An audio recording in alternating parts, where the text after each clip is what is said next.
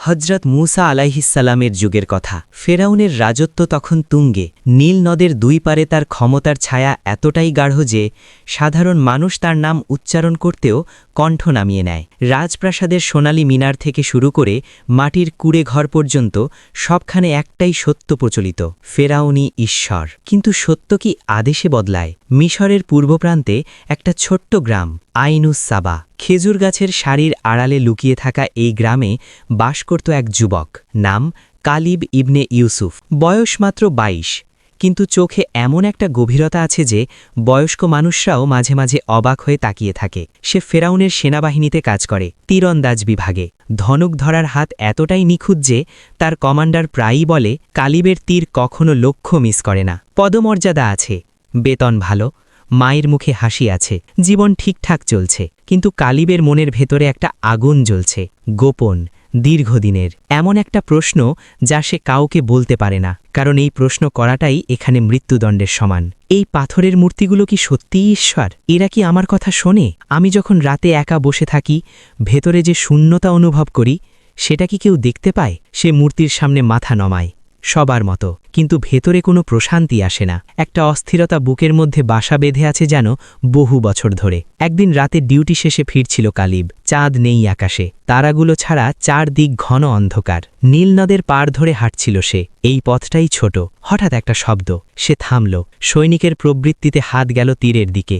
ধীরে ধীরে এগোলো। ঝোপের আড়াল থেকে উকি দিল। একটা বৃদ্ধ মানুষ, গায়ে ছেঁড়া কাপড়, মাটিতে উপুর হয়ে পড়ে আছেন।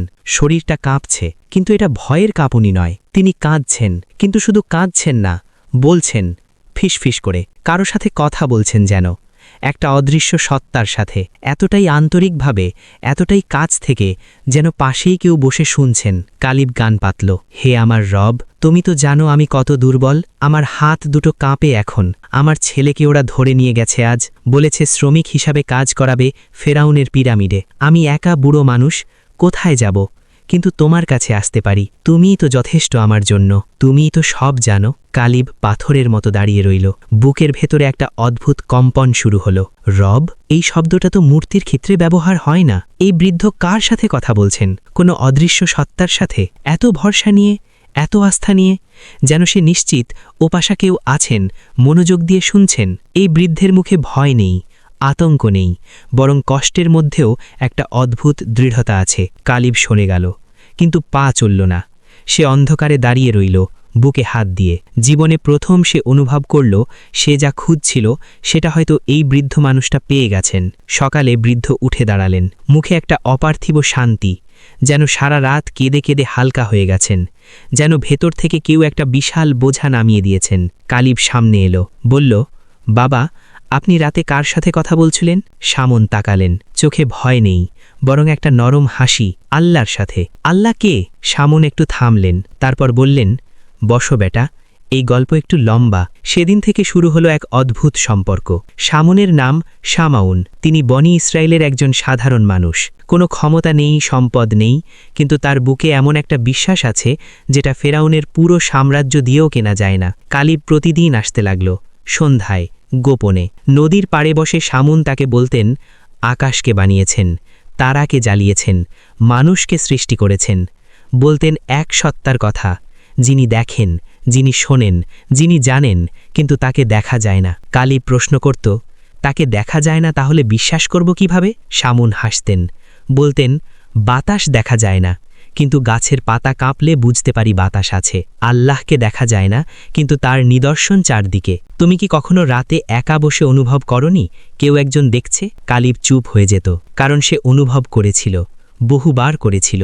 ধীরে ধীরে শামুন তাকে বললেন একজন নবীর কথা, মুসা ইবনে ইমরানের কথা, যাকে আল্লাহ তুর পর্বতে ডেকেছেন, যার হাতের লাঠি সাপ হয়ে যায়, যার হাত জ্যোতির মতো আলো ছড়ায়, যিনি ফেরাউনের কাছে গিয়ে বলেছেন, বনি ইসরায়েলকে মুক্তি দাও। কালিবের বুকে কি হচ্ছে সে নিজেও বুঝতে পারছে না, কিন্তু প্রতিটা কথা শুনে মনে হচ্ছে এটাই সত্য, এটাই সত্য। এতদিন যে শূন্যটা ছিল, এটাই তার উত্তর। তারপর এলো সেই রাত, যে রাত সব বদলে দিল। ফেরাউনের দরবারে আগুন জ্বলছে। খবর পৌঁছেছে, মুসা নামের এক যুবক প্রকাশ্যে বলছে সে নবী, বলছে ফেরাউন কোনো ঈশ্বর নয়, বলছে বনি ইসরায়েলকে মুক্তি দিতে হবে। পুরো রাজপ্রাসাদ থেকে নির্দেশ এলো যে মুসার পক্ষ নেবে তাকে হত্যা করা হবে। কালিবের ইউনিটকে বলা হলো আগামীকাল সকালে মুসার সভায় যারা থাকবে তাদের গ্রেপ্তার করতে হবে। কালিব সেই রাতে ব্যারাকে ফিরল, শুয়ে রইল, কিন্তু চোখ বন্ধ হলো না। মাথার ভেতরে দুটো কণ্ঠ লড়াই করছে। একটা বলছে, তুমি সৈনিক, আদেশ মেনে চলো, মা আছে তোমার, সে বিধবা, তুমি না থাকলে সে কোথায় যাবে, এটা তোমার লড়াই না, বাইরে থাকো। আর একটা বলছে, তুমি কি সারা জীবন মিথ্যার সামনে মাথা নোয়াবে, পাথরকে ঈশ্বর বলবে? শামুন বাবার চোখের সেই শান্তি, সেটা কি তুমি পাবে না কখনো? আর কতদিন এই ভেতরের আগুন নিয়ে বাঁচবে? ভোরের ঠিক আগে কালিব উঠল, অস্ত্র পড়ল, কিন্তু সে হাঁটল নদীর দিকে, ব্যারাচের দিকে নয়। শামুনের কুড়েঘরের সামনে দাঁড়িয়ে বলল, বাবা, আমাকে মুসার কাছে নিয়ে যান। শামুনের চোখ ভিজে উঠল, তিনি কিছু বললেন না, শুধু কালিবের কাঁধে হাত রাখলেন। মুসা আলাইহিসসালাম তখন শহরের বাইরে একটা উন্মুক্ত প্রান্তরে। শত শত মানুষ জড়ো হয়েছে, বনি ইসরায়েলের দরিদ্র মানুষ, বৃদ্ধ, নারী, শিশু, কেউ কেউ ফেরাউনের লোক, কৌতূহলে বা গুপ্তচর বৃত্তিতে এসেছে। কালিব সেই ভিড়ের মধ্যে দাঁড়ালো, তার গায়ে ফেরাউনের সেনাবাহিনীর পোশাক। লোকজন একটু সরে গেল, সে মুসাকে দেখল, এক সাধারণ মানুষ, পোশাকে কোনো রাজকীয় জাঁকজমক নেই, মুখে দীর্ঘ সফরের ক্লান্তি, হাতে একটা লাঠি, কিন্তু যখন কথা বললেন মনে হলো আকাশ থেকে আসমান পর্যন্ত সব কিছু থমকে গেছে। হে মানুষ, আকাশ ও পৃথিবীর মালিক এক, তিনি দেখেন, শোনেন, জানেন। ফেরাউন তোমাদের মানুষ বানায়নি, আল্লাহ বানিয়েছেন। তোমাদের রিজিক ফেরাউন নয়, আল্লাহ দেন। তোমাদের শ্বাস যে চলছে সেটা ফেরাউনের অনুমতিতে নয়, আল্লাহর রহমতে। তাহলে কেন তোমরা ফেরাউনকে ভয় করো, আল্লাহকে নয়? কালিবের বুকের ভেতরে কিছু একটা ভেঙে পড়ল, যেন বছরের পর বছর ধরে একটা বাঁধ ছিল, শক্ত পাথরে। মুসার একটি বাক্যে সেটা এক মুহূর্তে ধুয়ে গেল। চোখ থেকে পানি পড়তে লাগল, নিজে টের পেল না। সে ধীরে ধীরে হাঁটু গেড়ে বসে পড়ল মাটিতে। আশেপাশের মানুষ তাকিয়ে আছে। ফেরাউনের পোশাক পরা একজন সৈনিক মাটিতে নতজানু। ভেতর থেকে শুধু একটা কথাই বের হলো, আমি সাক্ষ্য দিচ্ছি এক আল্লাহ ছাড়া কোনো ইলাহ নেই এবং মুসা তার রাসূল। দুপুর গড়াতে না গড়াতেই খবর পৌঁছে গেল রাজপ্রাসাদে। ফেরাউনের সেনাবাহিনীর সেরা তীরন্দাজ কালিব মুসার দলে যোগ দিয়েছে। কমান্ডার রামসেস চেয়ার ছেড়ে উঠে দাঁড়ালো, লাল মুখ, হাত কাঁপছে রাগে। বলল, তাকে জীবিত ধরে আনো, আমি নিজে বিচার করব। 3 জন ঘোড়া সওয়ার বেরোলো। কালিব তখন শামুনের সাথে নদীর পথে হাঁটছে। পেছনে ধুলো উঠতে দেখে বুঝল ওরা আসছে। শামুন বললেন, পালাও বেটা, তোমার পা আছে, শক্তি আছে। কালিব বলল, আপনাকে ছেড়ে? আমি বুড়ো মানুষ, তোমাকে ধরলে তারা কি করবে জানো? জানি। তাহলেও না। কালিব দাঁড়িয়ে গেল, হাতে ধনুক নিল, লক্ষ্য স্থির করল, 3টি ঘোড়ার মধ্যে সামনেরটার দিকে। এই দূরত্বে তার তীর কখনো মিস করে না। 3 জনকে ফেলে দিতে পারত, কিন্তু হাত থামল।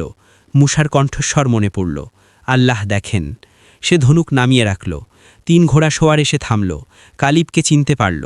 একজন বলল, কালিব, তুই পাগল হয়েছিস, চল আমাদের সাথে। কমান্ডার বলেছেন এখনই ফিরলে ক্ষমা করে দেবেন, মাত্র একটু ভুল হয়েছে, এত বড় করে দেখছে না কেউ। কালিব বলল, আমি ফিরব না। কেন? কারণ আমি এখন প্রথমবারের মতো মুক্ত। সৈনিকের মুখে হাসি মিলিয়ে গেল। বলল, তোকে বন্দি করো। কালিবকে টেনে নিয়ে যাওয়া হলো ফেরাউনের কারাগারে। অন্ধকার পাথরের ঘর, দেওয়ালে স্যাঁতস্যাঁতে শ্যাওলা, বাতাসে পচা গন্ধ। ভেতরে আরও কয়েকজন বনি ইসরায়েলের মানুষ, হাতে শিকল। রাতে এক বয়স্ক বন্দী কালিবের পাশে এসে বসল, ফিসফিস করে বলল, তুমি ফেরাউনের সৈনিক ছিলে, কেন এলে এখানে? এখন কি পাবে? কালিব বলল, আমি কিছু পেতে আসিনি, শুধু মিথ্যার পক্ষে আর থাকতে পারিনি।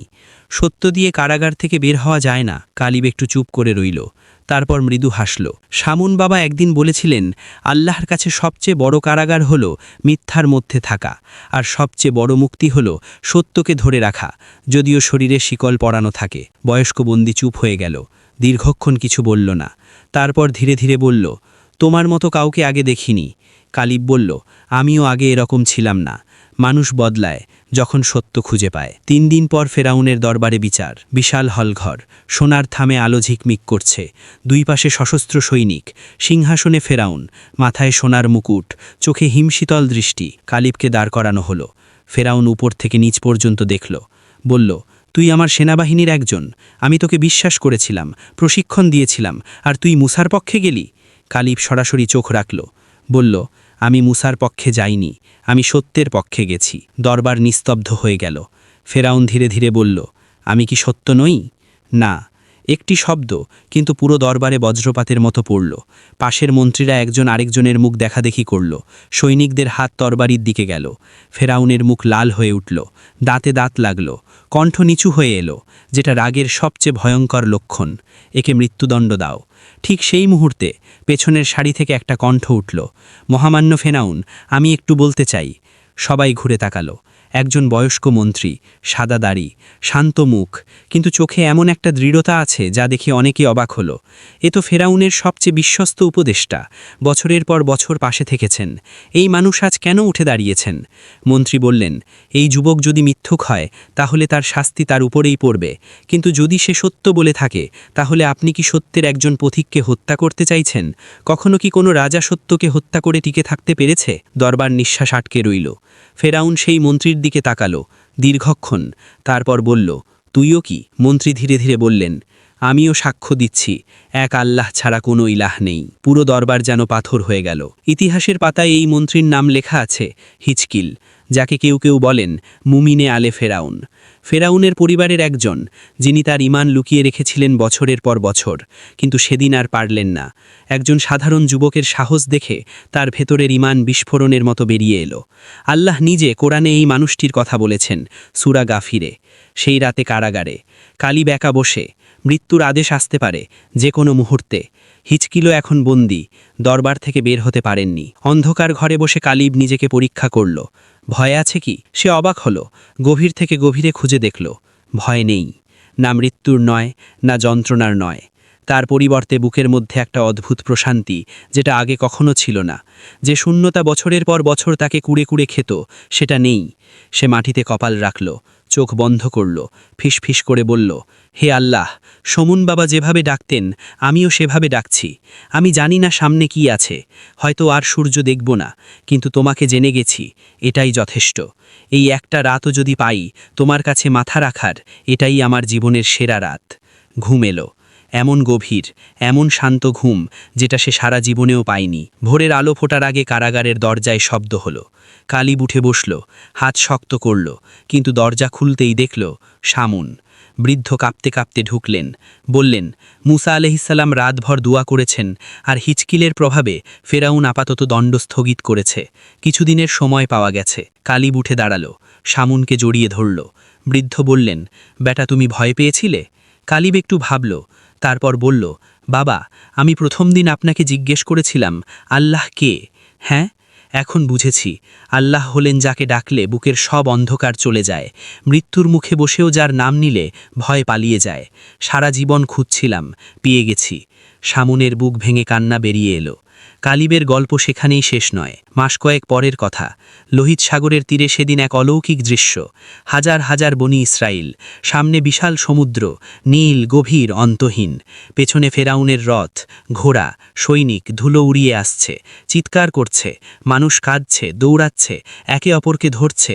কালিবও সেখানে, শামুনকে ধরে রেখেছে। বৃদ্ধের শরীর কাঁপছে, চারদিকে আতঙ্ক। কেউ কেউ মুসার দিকে তাকিয়ে বলছে, আমরা শেষ, কোথায় তোমার আল্লাহ এখন? মুসা আলাইহিসসালাম দাঁড়িয়ে আছেন অবিচল, মুখে সেই একই শান্তি। তিনি বললেন, কখনো না, আমার সাথে আমার রব আছেন, তিনি পথ দেখাবেন। তারপর লাঠি তুললেন সমুদ্রের দিকে, এবং পানি সরে গেল। দুই দিকে পানির দেওয়াল, মাঝখানে শুকনো পথ। কালিব স্তব্ধ হয়ে দাঁড়িয়ে রইল। এই দৃশ্য দেখার জন্য কোনো ভাষা তার জানা নেই। সে শুধু কাঁদতে লাগল। শামুন বললেন, কি দেখছ? কালিব বলল, দেখছি, তিনি সত্যিই দেখেন, তিনি সত্যিই শোনেন। সেই রাতে আপনি নদীর পাড়ে বলেছিলেন, তুমিই যথেষ্ট আমার জন্য। তিনি সত্যিই যথেষ্ট ছিলেন। তারপর দুজন হাঁটা শুরু করলেন, শুকনো মাটির ওপর দিয়ে, সমুদ্রের বুক চিরে। পেছনে পড়ে রইল ফেরাউনের সিংহাসন, তার মিথ্যা ক্ষমতা, তার পাথরের মূর্তি। সামনে খোলা আলো, অজানা পথ, কিন্তু সেই পথে ভয় নেই, কারণ যিনি সমুদ্র দুভাগ করতে পারেন তিনি পথও বানাতে পারেন। কালিবের চরিত্র কল্পনার, কিন্তু হিজকিলের ঘটনা কোরআনে আছে, সূরা গাফিরে। সেই সাহসী মানুষ, যিনি ফেরাউনের দরবারে দাঁড়িয়ে সত্য বলেছিলেন, তার গল্প আল্লাহ নিজে সংরক্ষণ করেছেন। আর শামুনের সেই রাতের দোয়া, এটা কোনো কাল্পনিক কথা নয়। পৃথিবীর প্রতিটা কোণে এখনও লক্ষ লক্ষ মানুষ রাতের অন্ধকারে সেজদায় পড়ে একই কথা বলে, তুমিই যথেষ্ট আমার জন্য। এবং প্রতিবারই সেই কণ্ঠ শোনা যায়, যে ব্যক্তি আল্লাহর উপর ভরসা করে তিনিই তার জন্য যথেষ্ট। সূরা তালাক ৩